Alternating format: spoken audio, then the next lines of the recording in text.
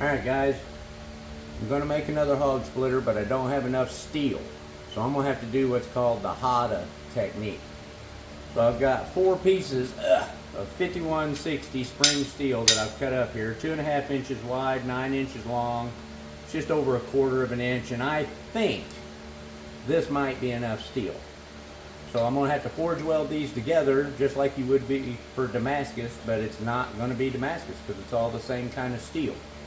But let's get this billet put together and see if we can't do something with it.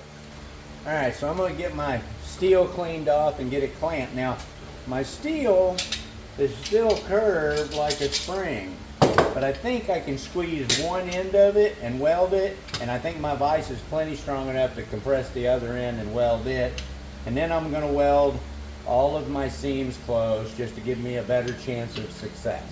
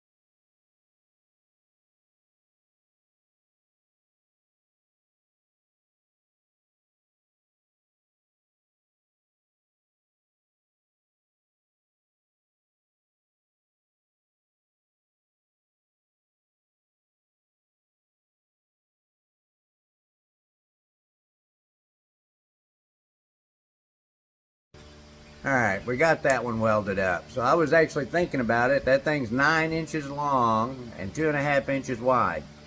So to weld around that one time is 23 inches. So that means to weld the 3 seams that I had because of the 4 layers, I welded 6 feet. 6 feet of weld. So was it worth it?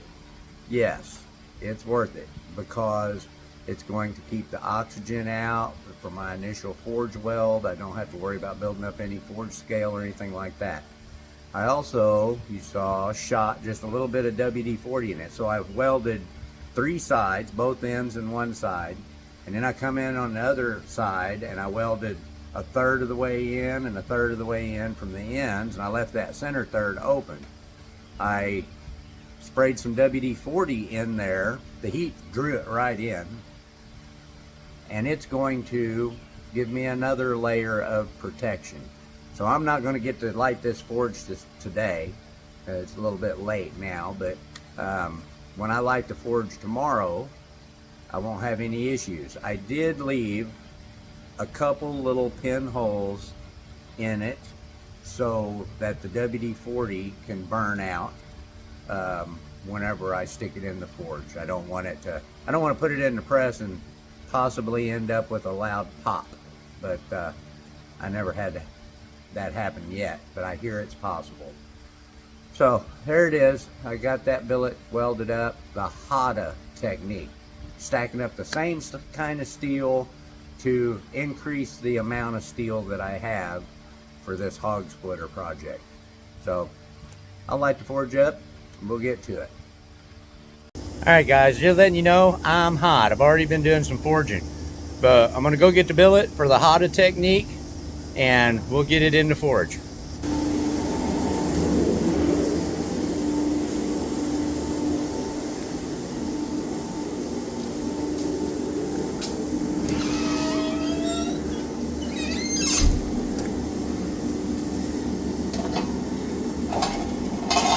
Woo, it's heavy.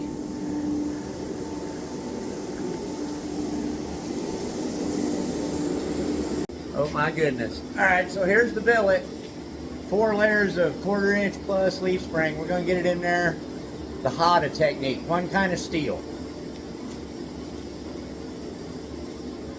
So I just thought I'd kill a little time while this is heating up. It's gonna take it a few. It's a pretty big billet.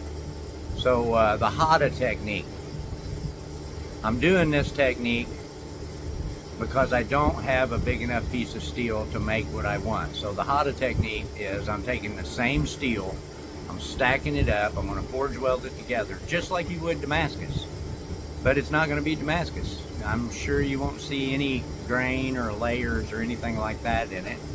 But it's gonna give me the opportunity to create a large enough piece of steel to make what I want.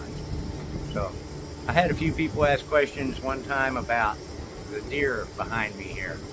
So I'm out here, this is actually outside. I've just got a roof over it, and I have plastic over it in the wintertime that I cut out as it gets hotter and hotter.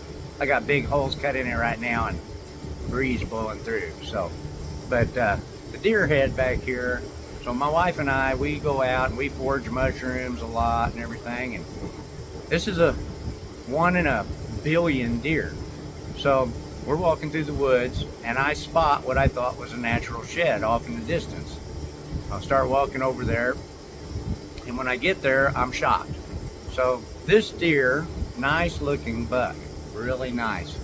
It was skeleton when I found him, but it appeared that this deer was laying down, and we had a big storm a few months before this, and it appeared that the tree beside him broke and fell on top of him. So I found a log 3 foot in diameter right across the center of this deer.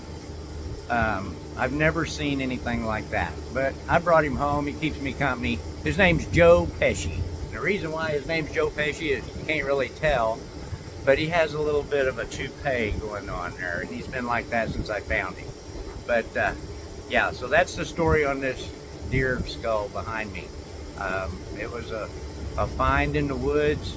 A tree had appeared to have killed the deer. Now the deer could have been dead and the tree fell on it, but even if that, pretty rare. But I like oddities and rare things, and I try to create 1 in a million things out here, so he keeps me company.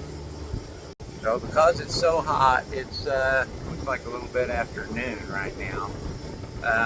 I'm just going to take this billet into making a billet that I can work from. I want to get it forge welded, and after that it's probably going to be really hot. So let's just work on getting it forge welded, getting us a big piece of steel to forge with very soon. All right, I got this piece of steel up ripping hot, 5160. I want to make sure I'm hot enough and it's hot all the way through before I do the forge weld.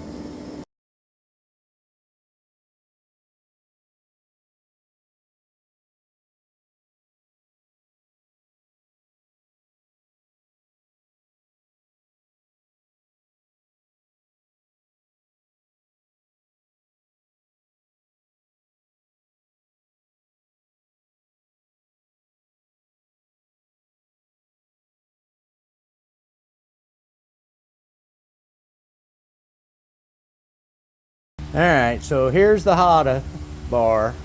So it started out as 2 inches wide, something like that, 1 inch and a little over 1/4 thick, and 9 inches long. So now it's 11.5 inches long, 2 3/8 inches wide, and 1 inch thick. So that is a big piece of 5160. So next on the list for this is I'm going to grind all the edges. I'm going to get all the welds off of it so I get that mild steel away, and then I've got a billet to work with. So there it is. That's the hada technique. I took the same kind of steel and stacked it up, forge welded it together, to make a big bar of steel. Now I've got enough steel to do the project that I want to do. Give it a try. You know, keep your scraps, and you never know. You may be just a little bit short sometime and have to add some more. So try it out, the hada technique.